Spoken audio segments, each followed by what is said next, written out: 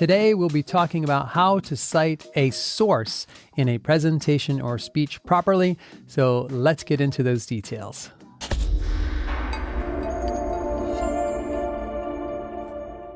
I don't know what type of presentation you're working on, whether it's academic or professional. So my advice today will be flexible so you can fit what I'm saying to the actual type of presentation that you're doing.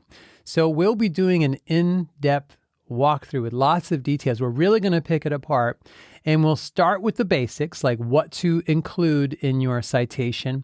And as a bonus, I'll show you how to make your citation sound conversational and smooth like butter. So be sure to stick around for the end. Now, why do you need to cite in the first place? Well, it gives proper credit for ideas. You don't want to plagiarize. Citing sources helps your listeners know where the information came from for their own benefit. And citing sources actually builds your credibility as a speaker. Your sources back up what you're saying. So you should use sources and you should cite them. So let's start with the type of information that you should cite in the first place. So in order of importance, you want to cite the author's name, the publication or outlet, the date, maybe the title, and probably not the page number. Remember, we're citing out loud. So let's take a look at what each of these means. So first, let's start with the author's name. You definitely want to cite the author's name and their last name at a minimum. And also, I recommend citing the author's first name for two reasons. First, if their last name is common, then the first and last name identifies specifically who you're talking about to avoid confusion. Second, citing the first and last name, to me, makes it sound less mechanical and adds a little bit more human interest. I recently read a book by David Epstein called Range. And to me, both names, David Epstein, sounds better than just Epstein.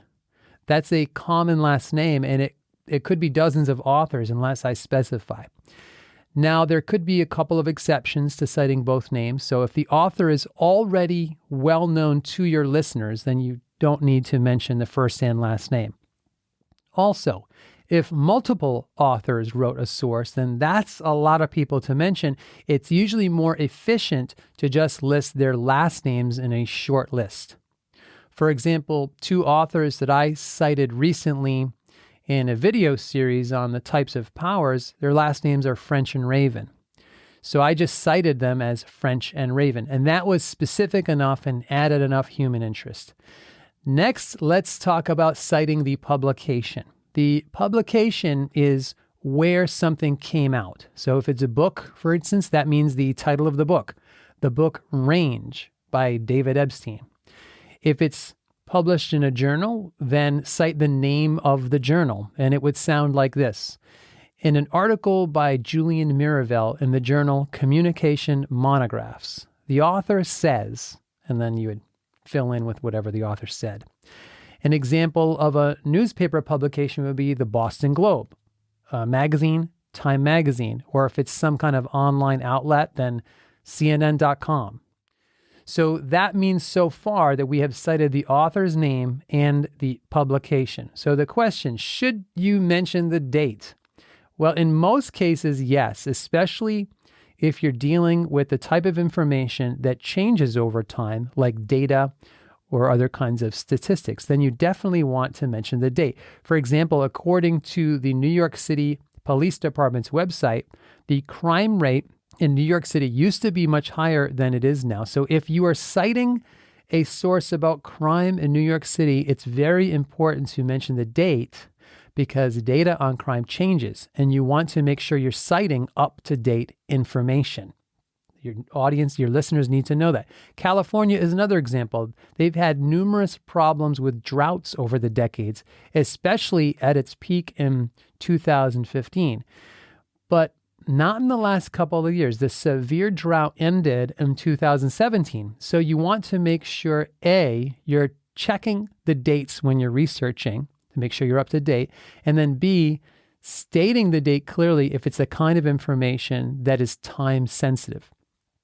Now, on the other hand, there's always on the other hand. If you're not citing something that's time sensitive, like you're quoting Shakespeare, then the date is probably not important to cite. So next, the title. You may want to cite the title of a work. It's optional. If it's a common sounding title, then I usually don't bother citing it. But if it adds value to your presentation, then I say do it. So for example, in 2001, just before the company Enron went bankrupt, Bethany McLean wrote an article in Fortune magazine, and the title of the article was, "Is Enron Overpriced?" And many people see that particular article and headline as the tipping point that drew attention to Enron's inflated stock price. So that title adds some color to the conversation. There's a reason to say the title in that particular case. But if an article or if a title is just general, then I would say leave it out. So what about the page number? In a presentation, no. I think the page number is too much detail and it's going to slow down the natural flow of a presentation. You're going to basically sound like a robot. So in a paper, yes. In a presentation, I say no.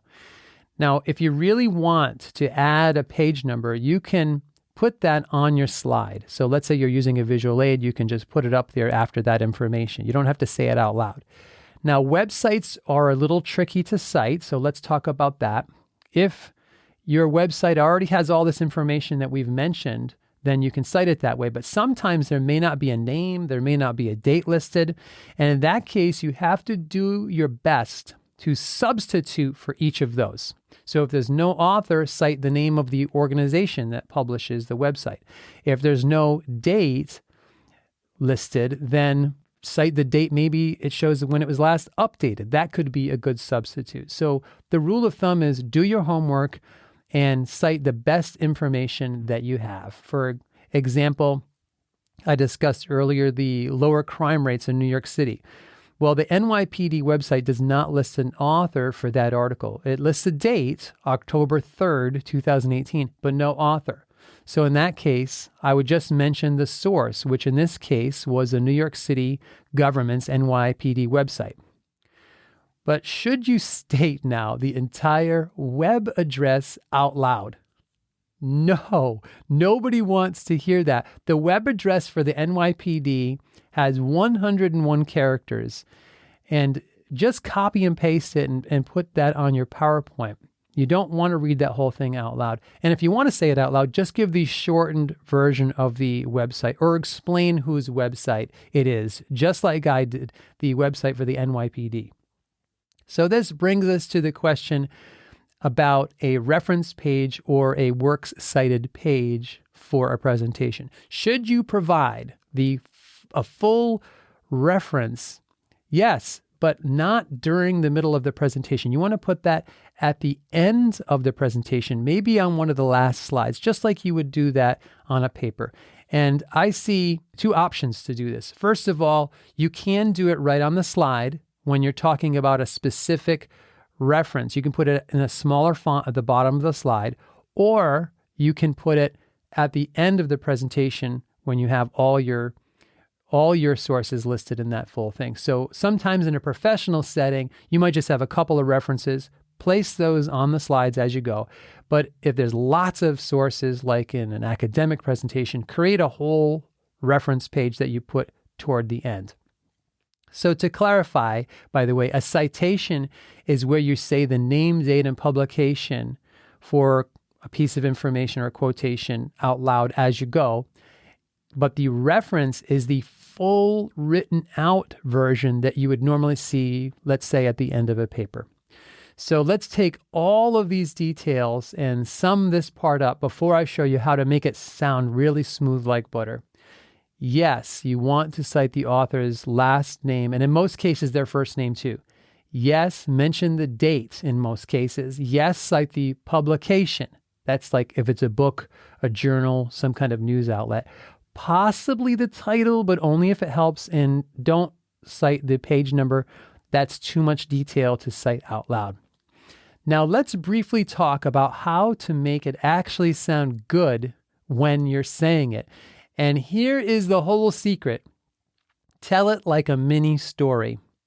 And you do that by citing the source before you provide the information.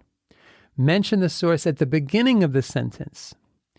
Like in a paper, you usually see the stuff cited at the end of a sentence in parentheses.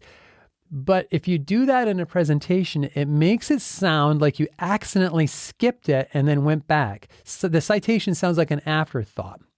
In a presentation, it should sound more like a conversation, because that's what a presentation is. You don't want to sound like you're reading a research paper.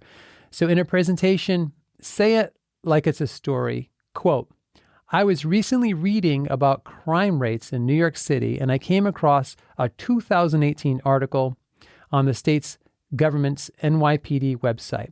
And this graph shows that the crime rate in New York City has steadily declined for the past 3 decades. Unquote. So you put the citation information at the beginning of the story to make it sound conversational. Here's another example, a hypothetical example. Let's say I'm doing a presentation about leadership qualities. Quote, I recently came across a fascinating 2016 article by Sonny Giles in the Harvard Business Review. It was based upon a survey of leaders from around the world who overwhelmingly said, quote, high moral character and ethical standards, unquote, was the most important quality leaders should have today. So to make it sound like smooth like butter, you want to, number one, mention the citation information at the beginning, and number two, practice it like a mini story, the way you would tell a friend in a conversation. People love to hear it like a mini story. And you actually add value to your overall presentation by citing virtually all your sources this way, because it sounds so good. So question of the day, what did you find most helpful about this video? I would love to hear your comments in that section below the video. So thanks, God bless, and I will see you next time.